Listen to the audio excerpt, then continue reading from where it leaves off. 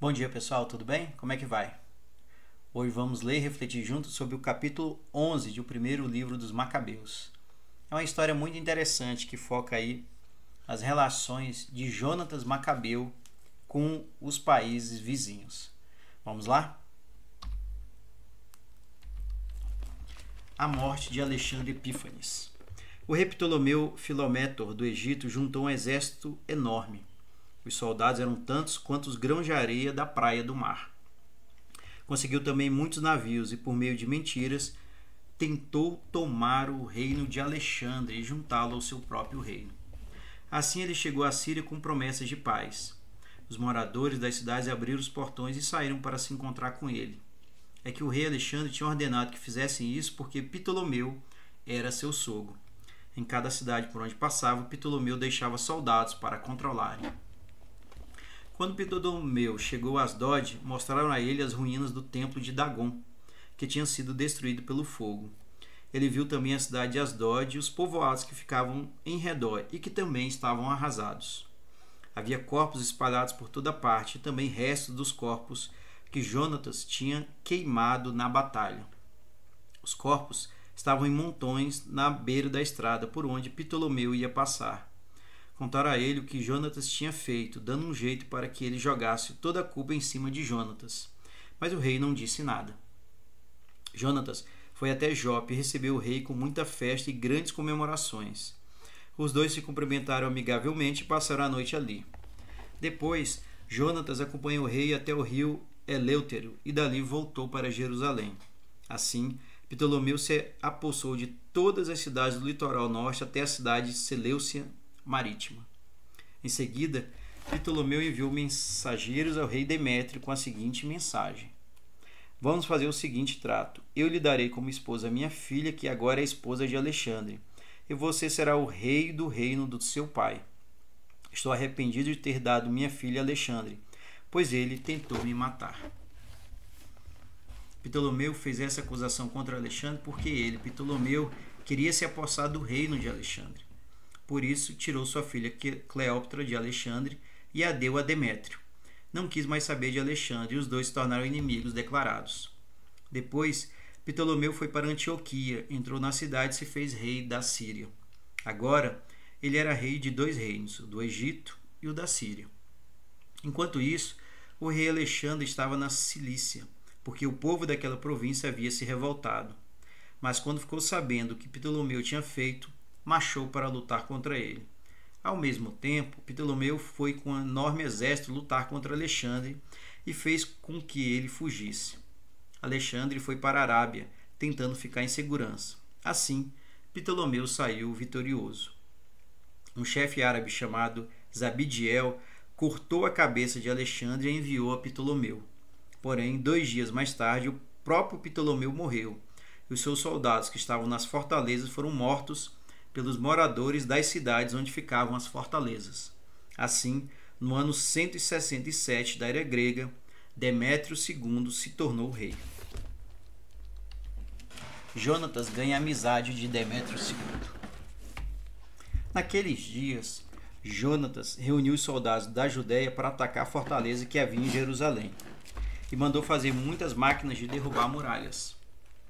Mas alguns judeus apóstatas que tinham ódio do seu próprio povo foram falar com o rei Demétrio II e lhe contaram que Jonatas estava em Jerusalém atacando a fortaleza. Ao ouvir isso, Demétrio ficou furioso, foi imediatamente para Ptolemaida e escreveu uma carta a Jonatas ordenando a ele que parasse de atacar a fortaleza e que viesse se encontrar com ele em Ptolemaida o mais depressa possível. Quando recebeu a carta, Jonatas ordenou aos seus soldados que continuassem a atacar a fortaleza e escolheu alguns líderes judeus e sacerdotes para acompanhá-lo na viagem. Arriscando a vida, ele foi encontrar-se com o rei em Ptolemaida. Levou prata, ouro, roupas e muitos outros presentes. E Jonatas ganhou a simpatia do rei. Alguns judeus apóstatas começaram a acusá-lo, mas o rei tratou Jonatas como Alexandre e Ptolomeu o haviam tratado. E lhe prestaram homenagens na presença de todos os amigos do rei. Ele confirmou Jonatas como grande sacerdote, deu de novo a ele todos os privilégios que ele tinha antes e pôs o nome dele na lista de primeiros amigos do rei. Aí, Jonatas pediu ao rei que não obrigasse mais a Judéia e os 3 distritos que antes tinham sido parte da Samaria a pagar impostos. Jonatas, por sua parte, prometeu dar a Demétrio 10 toneladas de prata. O rei gostou da proposta e escreveu a Jonatas uma carta que dizia o seguinte: o rei Demétrio envia saudações ao seu prezado amigo Jonatas e ao povo judeu. Já escrevi ao nosso parente Lastênis a respeito de vocês, e para que vocês saibam o que escrevi, vai nessa carta uma cópia da carta que mandei a ele. O rei Demétrio envia saudações a Lastênis, seu grande amigo. Os judeus são nossos amigos, têm cumprido as suas obrigações para conosco e sempre têm tido boa vontade para conosco. Por isso, resolvemos dar-lhes alguns benefícios.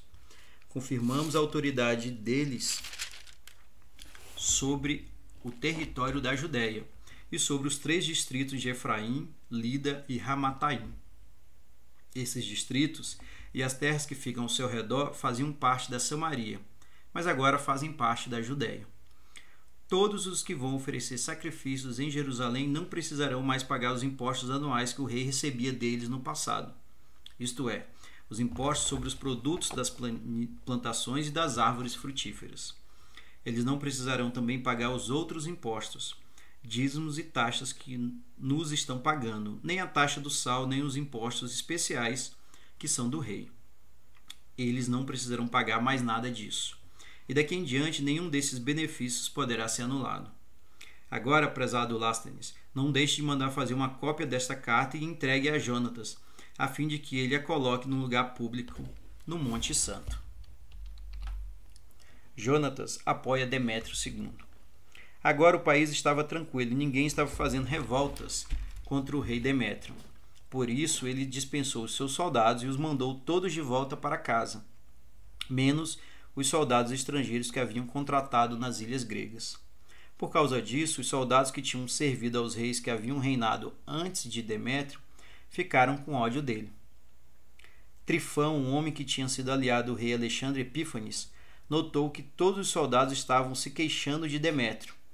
Então foi falar com Imalcoé, um árabe que estava criando o menino Antíoco Epífanes, filho de Alexandre, e pediu com insistência a Imalcoé que lhe entregasse o menino, a fim de que esse ficasse como rei no lugar do seu finado pai. Trifão ficou ali muitos dias e contou a Imalcoé o que Demétrio tinha feito e como os seus soldados tinham ódio dele.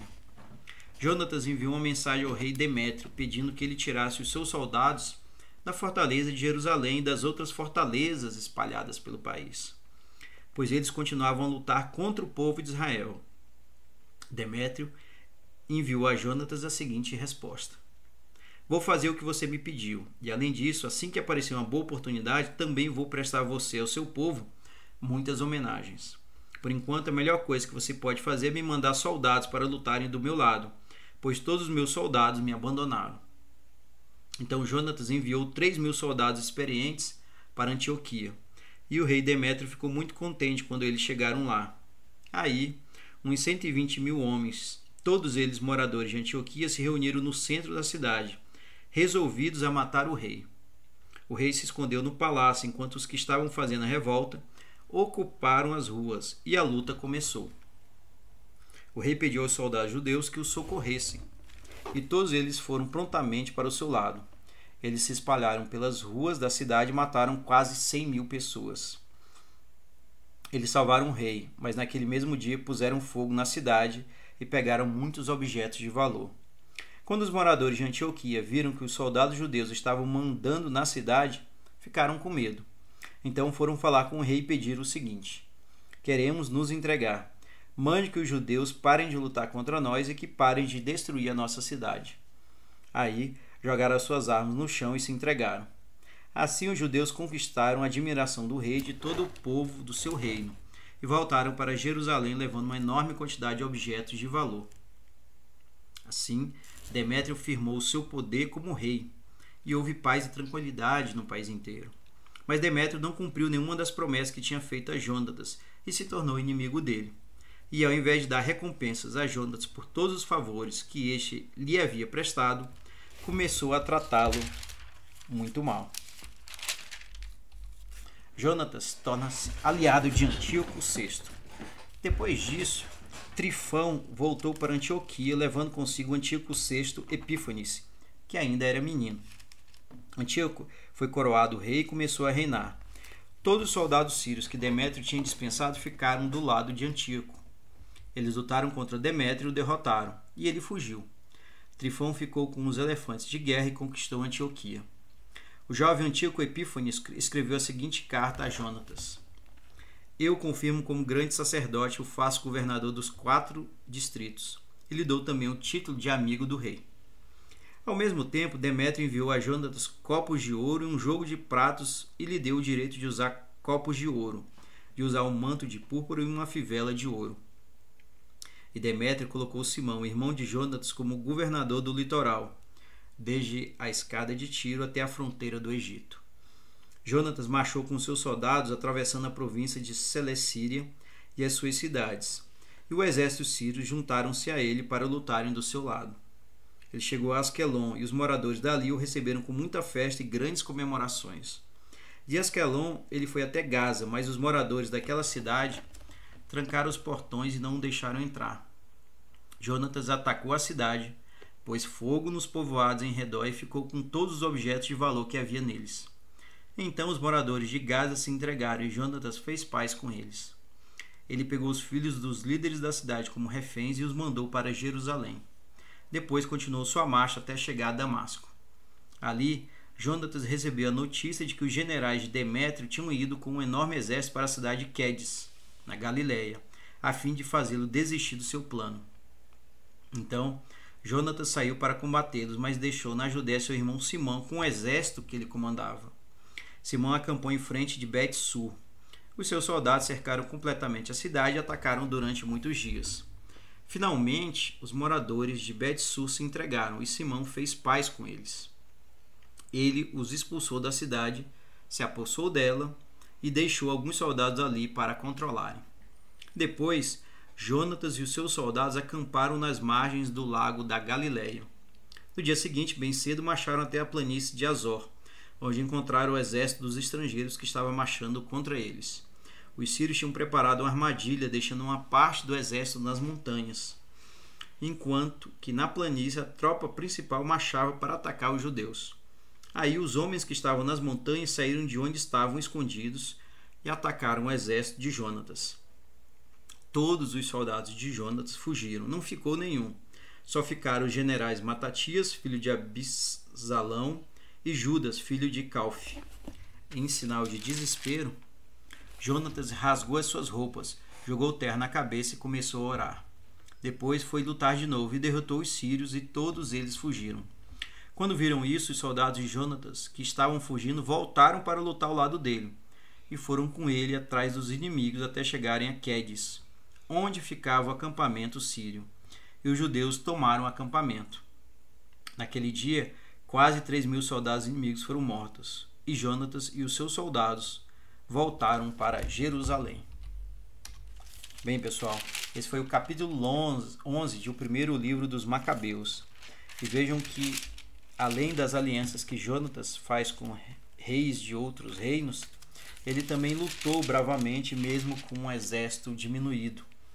Jonatas tinha fé, tinha coragem e tinha Deus ao seu lado, e por isso continuava a vencer. Bem, esse é o final do capítulo 11 e no próximo vídeo vamos ler e refletir juntos sobre o capítulo 12 de o primeiro livro dos Macabeus. Um forte abraço e até mais.